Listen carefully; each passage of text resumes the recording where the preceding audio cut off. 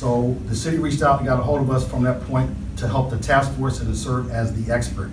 We have the principals and our colleague at SEI here with us, but collectively we will serve as that expert so that we can have the ability to, depending on the topic, tap into a lot of expertise.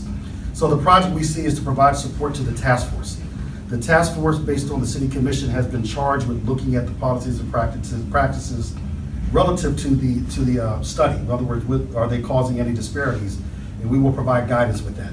We will bring to the table, inform the task force of best practices, where they're working, where they're not, the evidence, the science behind the activities, so that the task force can make informed decisions. And I have to just reaffirm that the task force needs to make the decisions.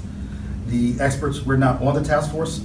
We designed it to where we provide guidance so that if you're going to have a good dialogue, debate, and discussion about practices, it should be shaped with what is the evidence, what are the best practices, what are other cities doing, so that you can have a discussion that can come to some resolution and to some solutions.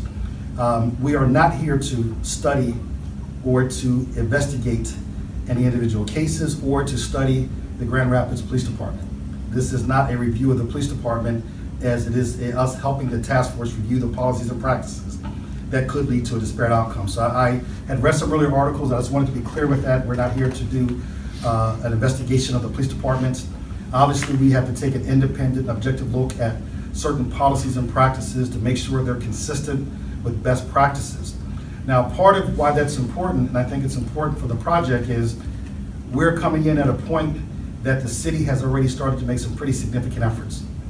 And so what I mean by that is there's a process that's already started before 21CP, as we're affectionately call ourselves, got involved. And the process, whether it's the 12-point plan that the chief has, whether it's the community listening sessions, and a lot of the work. So now that the commission has acted upon the recommendation from the Lambert study, then this to us is an action item. It's not a study item, it's not an assessment item. These are the action steps that are needed. And so we look forward to really working with the task force. Jim Koppel